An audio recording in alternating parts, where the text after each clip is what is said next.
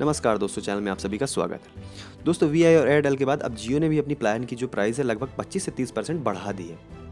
लेकिन यहाँ पर सवाल ये है कि सभी कंपनियां एक साथ ऐसा क्यों की एक ही टाइम पर? क्या कुछ टैक्स वगैरह सरकार ने एक्स्ट्रा लगा दी या फिर इसके पीछे का रीज़न क्या है, हम इस वीडियो में समझेंगे। दोस्तों, पहले वोडाफोन आइडिया यानी कि वीआई ने 25 नवंबर 2021 को और एयरटेल ने 26 नवंबर 2021 को अपने रिचार्ज प्लान में जो प्राइस है उसको बढ़ाने का ऐलान किया था। लेकिन जियो ने सबसे आखिरी में 1 दिसंबर 2021 को डायरेक्ट अपने जो रिचार्ज प्लान में उसमें बढ़ोतरी कर दी। जियो ने भी लगभग 25 से 30% की ही बढ़ोतरी की है अपने रिचार्ज प्लान में। आप इन सभी कंपनियों के जो बढ़े हुए रिचार्ज प्लान है आप स्क्रीन पर देख सकते हैं, रिलायंस के यानी कि जियो के, एयरटेल के और वीआई के। अब बात करते हैं कि क्यों लगभग एक साथ सभी ऑपरेटर्स ने अपने रिचार्ज प्लान में बढ़ोतरी की। ऐसा क्या हो गया जिस वजह से सभी ऑपरेटर को ऐसा करना पड़ा। दरअसल रिचार्ज प्लान की जो दरें हैं हमेशा बीच बीच में बढ़ती ही रहती हैं, आपने नोटिस किया हो तो काफ़ी समय से। लेकिन ये इतनी ज़्यादा नहीं होती थी कि हम इनको नोटिस करें या फिर इनमें टेंशन लेने वाली बात कुछ होती थी। लगता था कि चलो थोड़ा बहुत है, बढ़ना ही चाहिए, कोई बात नहीं। लेकिन इस बार काफ़ी ज़्यादा बढ़ोतरी हमको देखने को मिली है। और बहुत सारे लोग ये भी मान लेते हैं कि बढ़ी हुई जो दरें हैं इनकी वजह, इनके पीछे सिर्फ सरकार है, महंगाई है। हालांकि सरकारी नियमों की वजह से कई बार दरें बढ़ती हैं, लेकिन इस बार बात कुछ अलग है। तो दोस्तों, अगर आपने नोटिस किया हो तो आपको पता होगा कि जियो के आने के बाद सस्ते प्लान की वजह से बाकी ऑपरेटर के जो यूज़र हैं जियो में पोर्ट करना शुरू कर दिया था।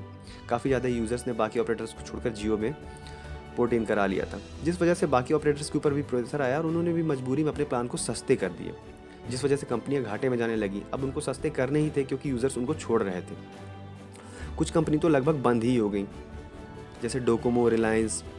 अब एयरटेल, आइडिया और वोडाफोन जैसे कंपनियां भी डूबने की कगार पर पहुंच गई थी, लेकिन जियो ने अपने प्लान को फिर भी सस्ते ही रखे, उन्होंने महंगे बिल्कुल नहीं किए।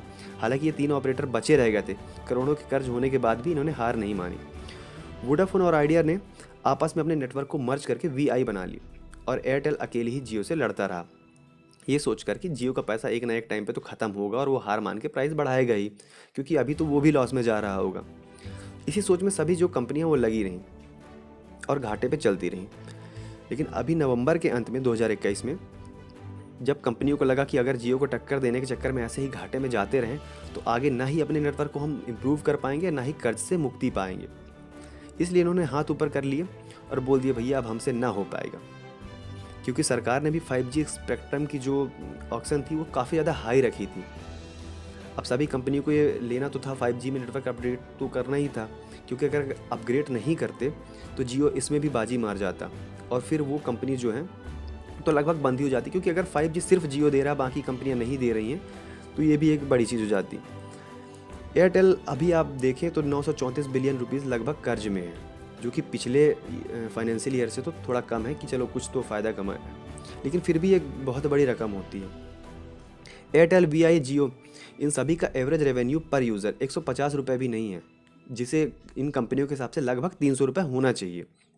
इसलिए कंपनियों ने अपने प्राइस को बढ़ाने का ऐलान कर दिया। अगर ये ऐसा नहीं करते तो शायद आगे जाकर सर्वाइव नहीं कर पाते। जियो के पास तो काफ़ी ज़्यादा सोर्सेज हैं कमाई के, तो वो तो टिक रहा है सिर्फ अपने पैसे के दम पे, लेकिन बाकी जो कंपनियां नहीं टिक पाती, ये तो बिक जाती या दिवालिया हो जाती। अब अगर एवरेज रेवेन्यू पर यूज़र के हिसाब से आप देखें, अभी हम जैसे मैंने आपको बताया 150 रुपये के आसपास है, इनको 300 लेके जाना है, तो जो बढ़ाई गई प्राइस है ना, ये भी बहुत नहीं है, ये मुझे बस एक शुरुआत लग रही है। निश्चित रूप से आपको आगे भी इस प्राइस में बढ़ोतरी देखने को मिल जाएगी, क्योंकि अगर इनको अचीव करना है 300 रुपये जो है पर यूज़र, तो जियो ने, बात जियो की करें तो जियो ने जब तक ये दोनों की जो प्राइस थी ना, वीआई और एयरटेल की, तब तक जियो ने कोई भी ऑफिशियल अनाउंसमेंट नहीं किया था रिचार्ज प्लान को लेकर। लेकिन जब ये एयरटेल और इनकी जो प्राइस देखा, उसके बाद सेम इतनी ही, लगभग इतनी ही प्राइस खुद के प्लान में भी बढ़ा दी 1 दिसंबर को, क्योंकि जाहिर सी बात है जियो को भी सर्वाइव करना है आगे जाके, या फिर कहा जाए पैसे कमाना है, तो नेटवर्क अपग्रेड करना है, 5G लाना है, तो इसलिए उसने भी प्राइस अपनी बढ़ा दी।